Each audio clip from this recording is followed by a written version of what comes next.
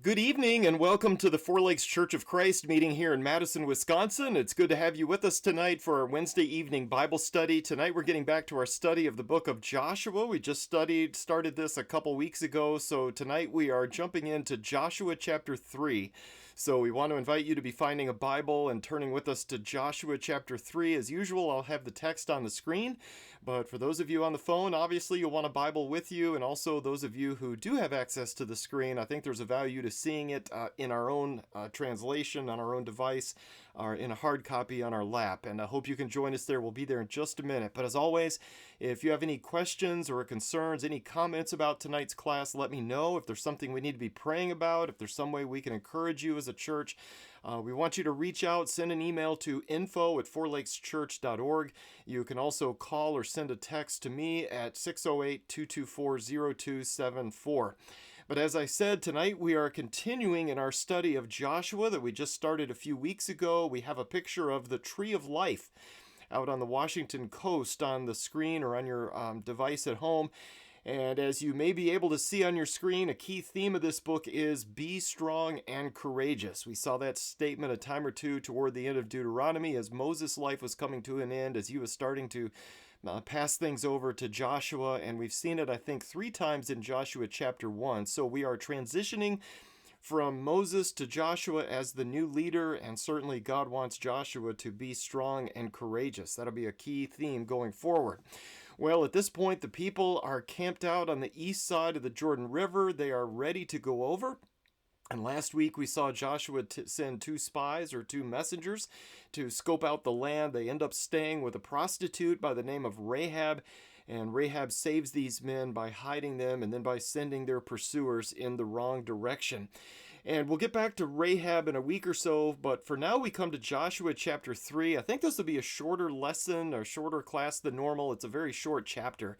So let's just jump right into it with Joshua chapter 3 verses 1 through 6. Joshua 3, 1 through 6. Then Joshua rose early in the morning, and he and all the sons of Israel set out from Shittim and came to the Jordan, and they lodged there before they crossed. At the end of 3 days, the officers went through the midst of the camp, and they commanded the people, saying, When you see the ark of the covenant of the Lord your God with the Levitical priest carrying it, then you shall set out from your place and go after it. However, there shall be between you and it a distance of about 2,000 cubits by measure. Do not come near it, that you may know the way by which you shall go, for you have not passed this way before. Then Joshua said to the people, Consecrate yourselves, for tomorrow the Lord will do wonders among you. And Joshua spoke to the priests, saying, Take up the Ark of the Covenant and cross over ahead of the people. So they took up the Ark of the Covenant and went ahead of the people. Well, we're getting ready for the first move to be made following the death of Moses. Of course, Moses had been the leader. He had been leading them from place to place to place through the wilderness. And again, as I think we mentioned a few weeks ago, maybe we could try to imagine doing something like this. Imagine getting the call personally that somebody has put you in charge of moving the entire city of Chicago in a few days. No big deal, just move 2 to 3 million people from here to there. Even if that was a short distance, that is a huge responsibility, a huge undertaking. I think most of us would hardly know where to start. It seems impossible. And then on top of this, let's also imagine that you are taking over for a guy who has just led the people for the past 40 years. And we talked about this a few weeks ago, but when we did, after that class, I think it was Patsy who mentioned Mike LaCrone, who led the UW marching band for so many years. Imagine being the new guy. I mean, those are some absolutely ginormous shoes to fill, aren't they? To take up the baton after Mike LaCrone, that would be a huge responsibility, a huge challenge. Very few people could handle that. But one thing I love here is the comment in verse 1 that Joshua got up early in the morning. You know, we understand that everything in the Bible is there for a reason, and I just think it's interesting that Joshua apparently had a habit of getting up early and getting stuff done. And we have similar references not only here, but throughout Joshua, over in Joshua 6 verse 12, 6 verse 15, 7 verse 16, and also chapter 8 verse 10, Joshua got up early in the morning to do stuff. And the way I see this, Joshua is eager to get this done. This is urgent. This is important. Joshua was eager to get up and get moving. And I think he's setting a good example for the people here in not slacking, but getting things done on time. So Joshua then leads the people from Shittim. This is a little town on the east side of the Jordan. He takes them right down to the riverbank itself. And once they get right to the edge of the water, let's notice how Joshua has his officers communicate with the people. And so he's got a communication structure in place here. And the plan is when you see the Ark of the Covenant moving, that's your cue to get moving as well. So this is the signal. When the ark starts moving, that's go time. It's time for us to get up and get going. He gives a warning, however, that they are to stay back from the ark by a distance of around 2,000 cubits, or right around half a mile. I think about maybe a snowplow or a dump truck. I think we've all been behind one on maybe the belt line, and there's that sticker on the back, stay back 300 feet or whatever it is. So something like that. There is to be a buffer behind the Ark of the Covenant. However, it is important to follow the ark, isn't it? Because as Joshua says, you have not passed this way before.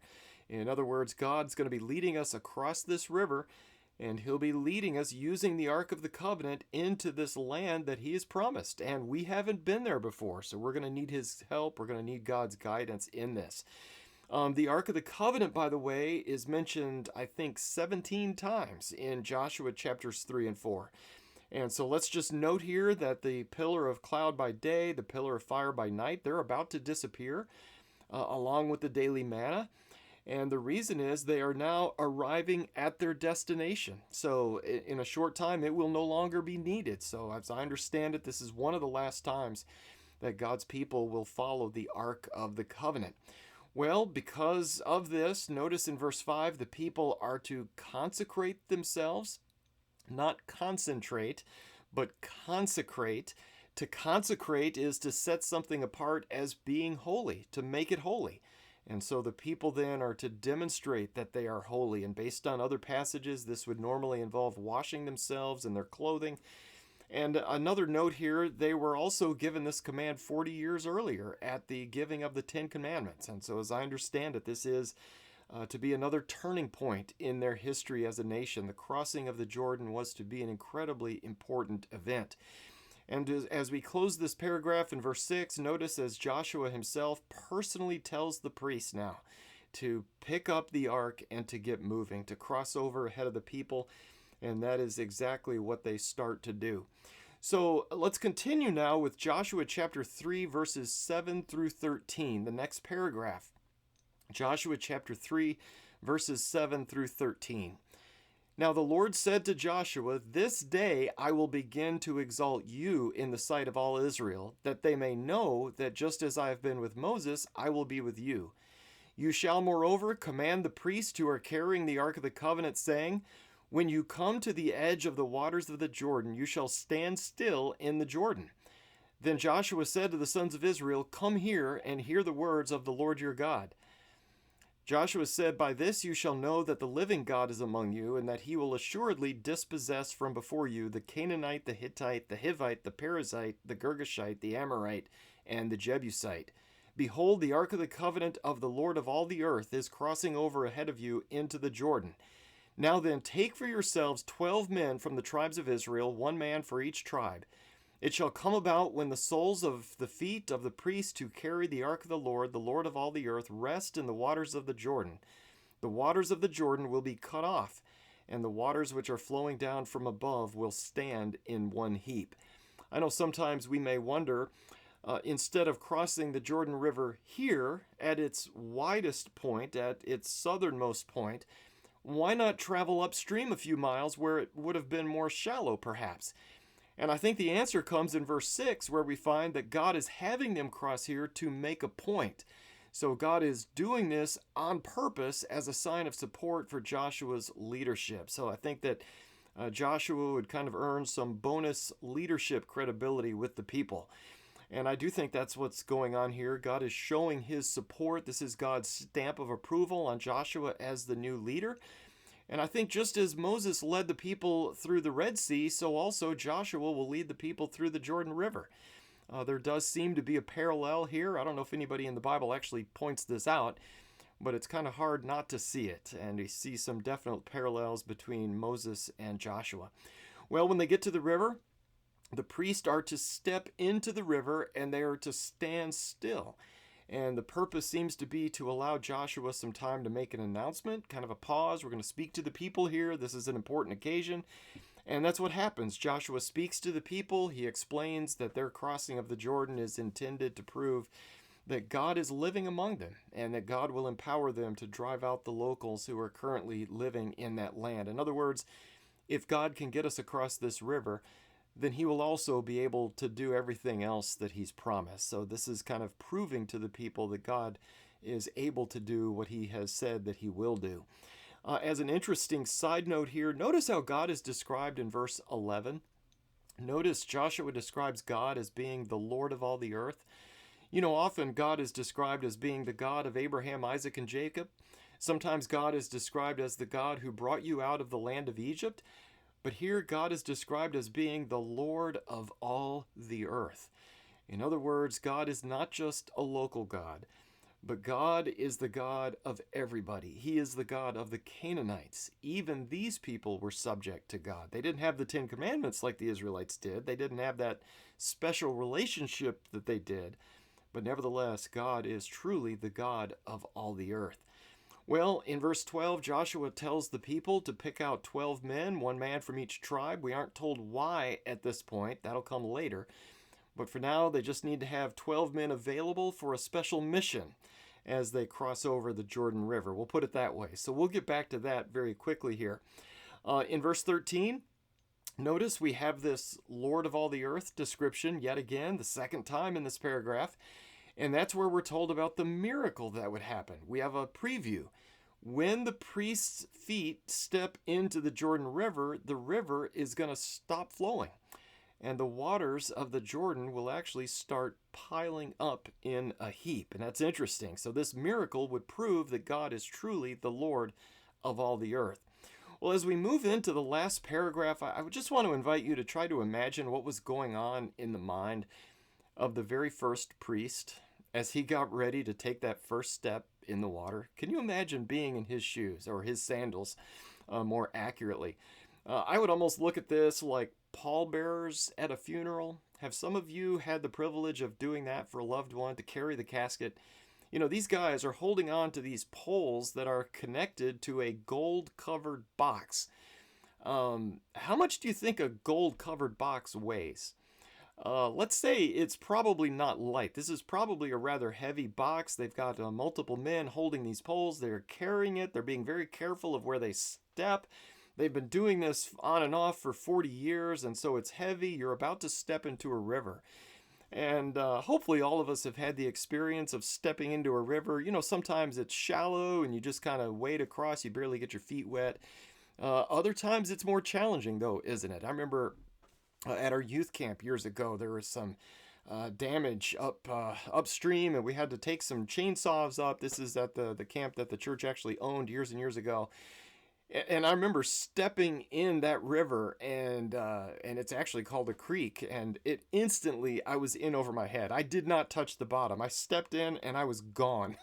And it had been raining for several weeks, and it's just a dangerous situation. So I'm just imagining you're carrying a gold-covered heavy box with several other men, and the guy says, okay, we're going to walk right into that river.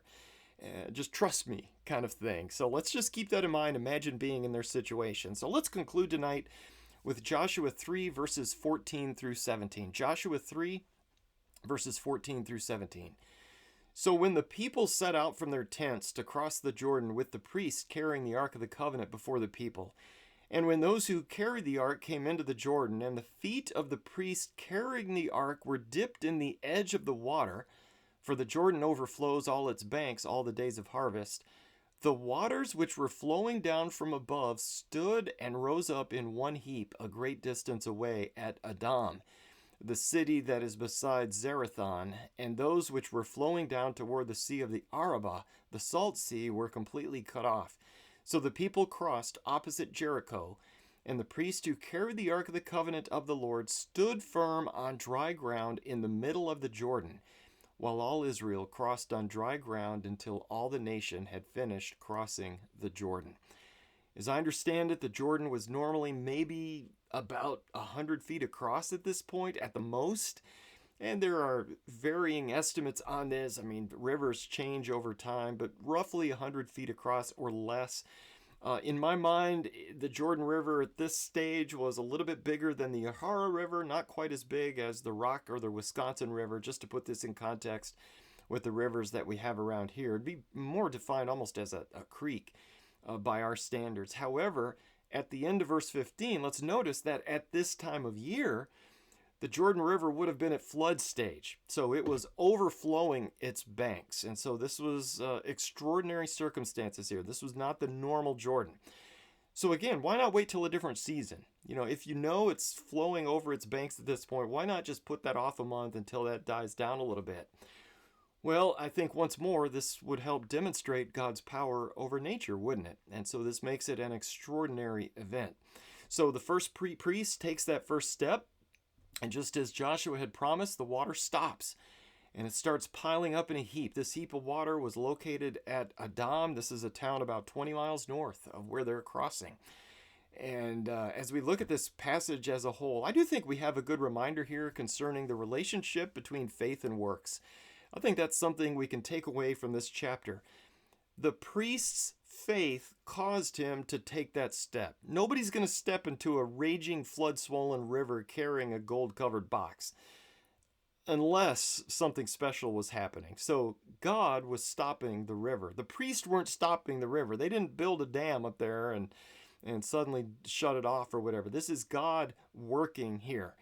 But the people had to act on their faith in order for the river to stop. I think if the priest never did put his foot in the river, I don't think that river would have ever stopped because God commanded them to do it. That didn't mean that they earned their crossing of the Jordan, didn't mean that they caused the water to pile up.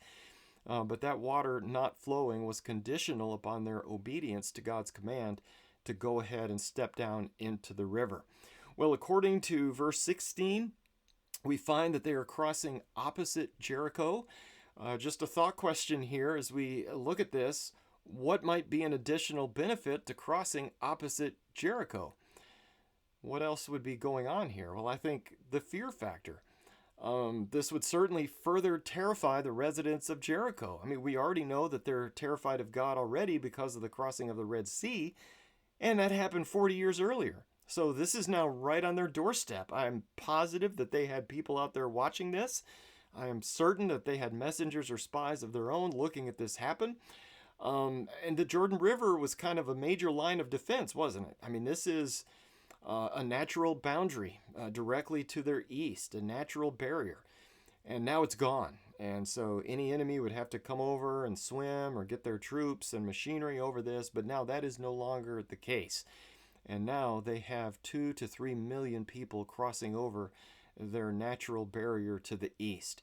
Well, in verse 17, I think we have another little interesting detail that the people crossed over, but they didn't just cross over the river, they crossed over on dry ground.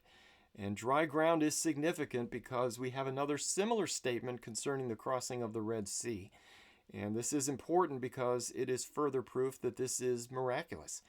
If we were to stop a river using a dam, it would take days, if not weeks, for the riverbed to dry out, wouldn't it? But we notice here this happens immediately. As the priests step into the river, they are immediately standing on dry ground. And before we close tonight, I want to encourage us to think about how special this must have been, how memorable this would have been. What an impression this would have made, especially on the little children. I know children learn by seeing things, not just reading something out of a book, but man, this is obvious. Normally, the Ark of the Covenant was hidden by the most holy place, wasn't it? It was in that back room, covered up, a lot of smoke and all that. But I just want us to notice here, everybody passes by. They kept that half-mile barrier. The priests go into the river stops, the people cross over. They are crossing right there by the ark. And they're standing there for however many hours it takes all these people to come across. As everybody crosses by, they just kind of file by over on dry ground, passing right by the Ark of the Covenant. What a special day that must have been. And one other little detail in verse 17, I don't know if you caught this, I didn't the first time or two reading through it, but instead of being described as the 12 tribes, did you notice that the people are now described as a nation? This is a defining moment. They've been wandering. They've been people without a land for years and years and years. And now they are being given a land of their own. They are now the nation of Israel. This is a defining moment. Well, with this, we come to the end of Joshua chapter 3. Lord willing, we'll continue next week by looking at Joshua chapter 4. As always, thank you for being with us tonight. If there's something we need to be praying about, some way we can encourage you, let us know. Send an email, info@fourlakeschurch.org, or you can call or send a text to me at 608-224-0274. As we close tonight, let's go to God in prayer together. Our Father in heaven, tonight we are thankful for your word, for the written record of your people finally making it to the Jordan River after so many years of wandering and disobedience. Tonight, Father, we are thankful for the lessons that we have learned, for the reminder that you always keep your promises, for the reminder that faith without works is dead, and for the reminder that you will always lead and you will always provide for your people. Thank you, Father, for Jesus. We come to you tonight in his name. Amen.